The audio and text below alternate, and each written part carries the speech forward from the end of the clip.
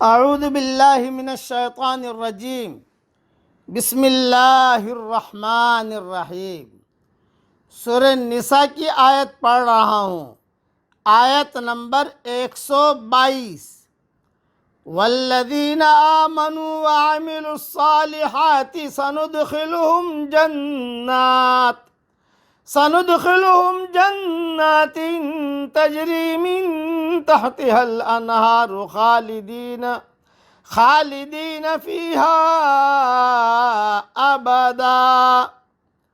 اور جو ایمان لائیں اور بھلے کام کریں ہم انہیں ان جنتوں میں لے جائیں گے جن کے نیچے چشمے جاری ہیں، یہاں یہ ابد الآباد ہمیشہ ہمیشہ رہیں گے۔ وعد اللہ حقا، یہ ہے اللہ کا وعدہ جو سراسر سچا ہے۔ ومن اصدق من اللہ قیلا، اور کون ہے جو اپنی بات میں اللہ سے زیادہ سچا ہوگا۔ تھوڑی سی تشریح سن لیجیے۔ شیطانی وعدے تو سراسر دھوکہ اور فریب ہیں، لیکن اس کے مقابلے میں اللہ کے وعدے جو اس نے اہل ایمان سے کیے ہیں سچے اور برحق ہیں۔ اور اللہ سے زیادہ سچا کون ہو سکتا ہے؟ لیکن انسان کا معاملہ بھی عجیب ہے، یہ سچوں کی بات کو کم مانتا ہے اور جھوٹوں کے پیچھے زیادہ چلتا ہے۔ یہ جملہ یاد رکھنا، اس لیے بار بار کہہ رہا ہوں، انسان کا معاملہ بھی عجیب ہے کہ یہ سچوں کی بات کو کم مانتا ہے اور جھوٹوں کے پیچھے زیادہ چلتا ہے۔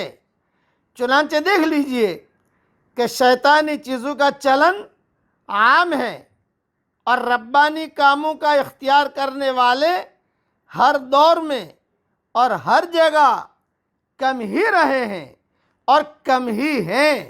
قرآن میں اللہ تعالیٰ نے فرمایا وَقَلِيلٌ مِّنْ عِبَادِيَ الشَّكُورُ۔ سورہ سبا کی آیت ہے، آیت نمبر 13۔ میرے شکر گزار بندے کم ہی ہیں۔ یہ اللہ تعالیٰ نے بہت بڑا اشارہ کیا ہے، اس لیے اللہ کے احکامات کو پورا کرنا اور سچی بات کو تسلیم کرنا۔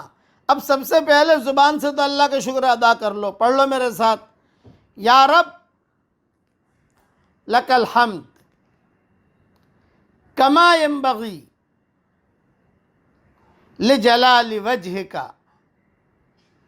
وعظیم سلطانک۔